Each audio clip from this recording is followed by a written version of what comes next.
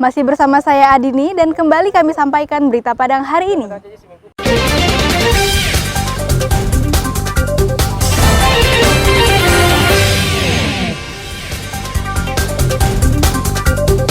Bendungan Kantaro di Kecamatan Batanggasan jebol dihantam banjir. Perahu terbalik dihantam gelombang. Seorang pemancing terombang-ambing di laut.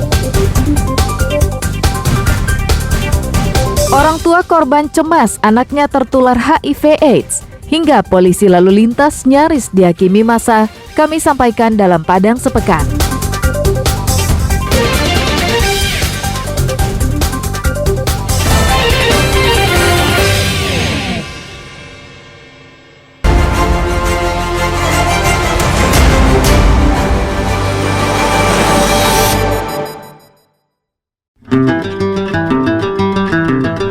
Orang tua dan pihak-pihak pondok pesantren kini dilanda kecemasan atas perkembangan kasus pencabulan 43 santri laki-laki oleh 2 guru mereka di pesantren Madrasah Tarbiyah Islamiyah Canduang.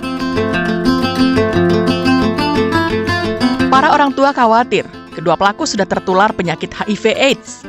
Pasalnya, mereka belum mengetahui berapa jumlah korban yang sebenarnya. Para orang tua cemas, anak mereka ikut terjangkit penyakit mematikan HIV/AIDS.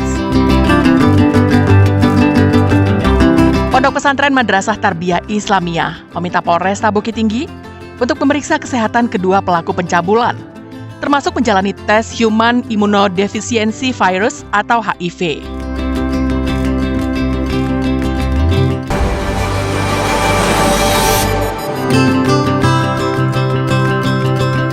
Korban pencabulan di Pondok Pesantren Madrasah Tarbiyah Islamiyah Canduang bertambah menjadi 43 orang. Ironisnya, korban tidak hanya santri, namun juga alumni ponpes ternama di Agam itu. Hal itu terungkap dari hasil investigasi dan penyelidikan yang dilakukan oleh tim investigasi Polresta Bukit Tinggi. Orang tua santri merasa kecewa atas peristiwa yang menimpa pondok pesantren tempat anak mereka mengenyam pendidikan agama. Selama ini, ponpes dikenal terdepan di bidang keagamaan, dan kini tercoreng oleh ulah 2 guru yang mencabuli 43 orang santri laki-laki.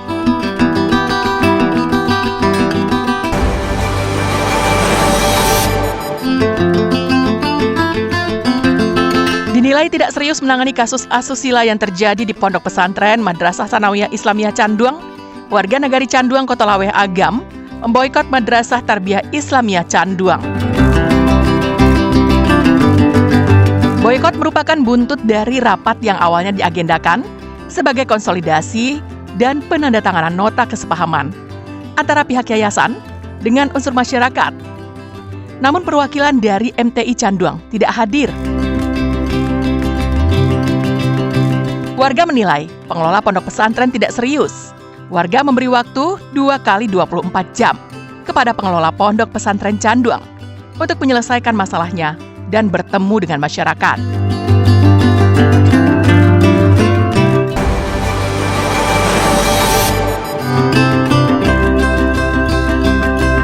Hujan deras yang melanda Padang Pariaman mengakibatkan jembatan Katimbuang yang berada di Kanagarian Gugua, Kecamatan 2x11 Kayu Tanam, ambruk.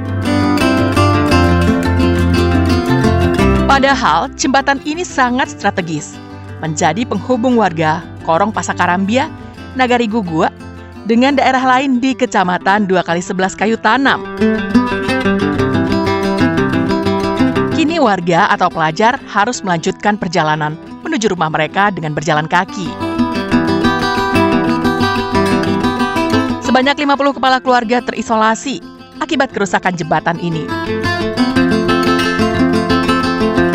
Mereka berharap pemerintah Padang Pariaman bergerak cepat memperbaikinya agar roda perekonomian dan mobilitas warga kembali normal.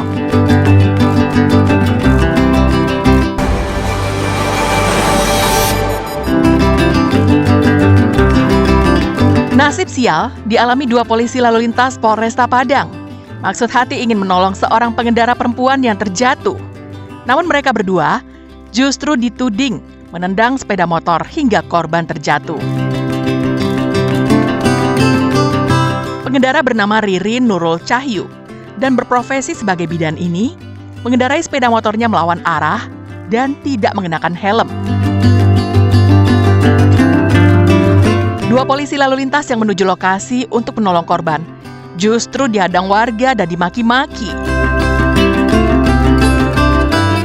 Keduanya dituding sebagai penyebab Ririn terjatuh karena menendang sepeda motor korban.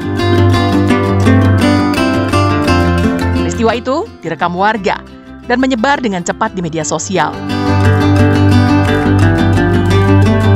Setelah dikonfirmasi oleh Kapolsek Lubuk Begalung, ternyata Ririn terjatuh bukan karena ditendang polisi, melainkan terjatuh sendiri akibat menghindari polisi lalu lintas yang berpapasan dengannya. Meski ini adalah peristiwa kesalahpahaman, namun polisi tetap mencari warga yang menghasut karena nyawa dua polisi terancam.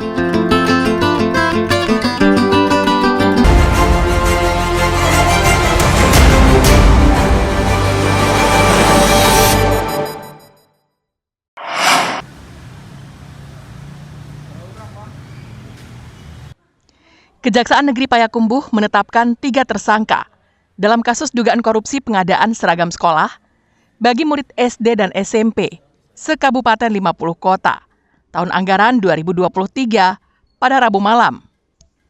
Ketiga tersangka merupakan rekanan pengadaan seragam sekolah di Dinas Pendidikan dan Kebudayaan 50 Kota.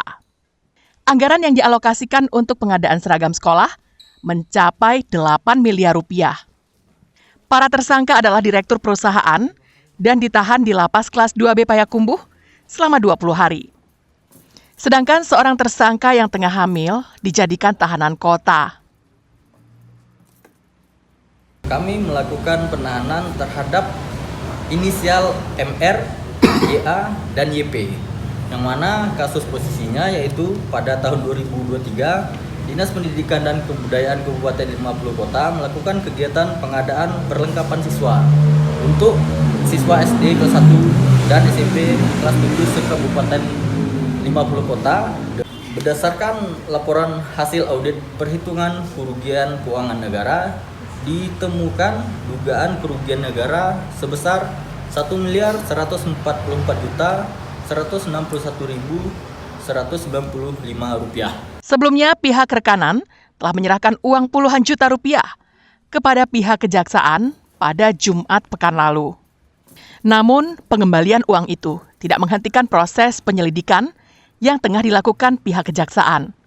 Berdasarkan audit dari Badan Pemeriksa Keuangan, kerugian negara akibat kasus itu lebih dari 1 miliar rupiah. Ihlasul Ihsan melaporkan dari Payakumbuh.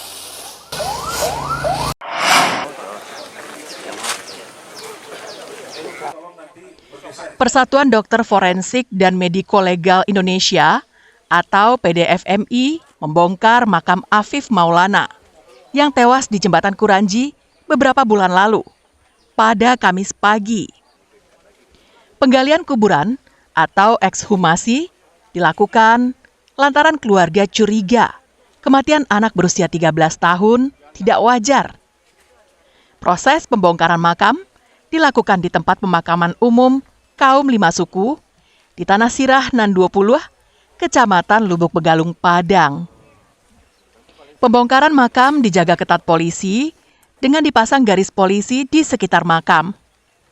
Masyarakat hanya bisa menyaksikan dari jauh dengan memadati jalan raya di sekitar TPU. Pembongkaran berlangsung haru. Keluarga tidak kuat membendung air mata menyaksikan makam bocah itu dibongkar lagi. Setelah proses penggalian lebih kurang 1 jam, jasad Afif Maulana dibawa ke instalasi forensik RSUPM Jamil Padang untuk diotopsi. Kapolda Sumbar, Irjen Suharyono mengatakan, pihaknya bertugas mengamankan proses ekshumasi. Pihaknya juga akan mengikuti semua hasil yang dikeluarkan oleh tim forensik. Pelaksanaan ekshumasi di Rumah Sakit Dr. M. Jamil yang dilakukan oleh dokter-dokter profesional dari akademisi, bukan dari Polri, Kami tekankan lagi bahwa pelaksana ekshumasi ini bukan dari dokter Polri. Kami hanya mendampingi saja, memperlancar kegiatannya saja, tapi semua proses kami serahkan sepenuhnya kepada dokter forensik yang menangani. Proses pembongkaran makam juga disaksikan pihak Kompolnas dan LBH Padang. Robiha melaporkan dari Padang. Pemirsa, demikianlah perjumpaan kita dalam Berita Padang hari ini. Saya Adini dan tim redaksi yang bertugas pamit undur diri. Selamat beraktivitas dan sampai jumpa.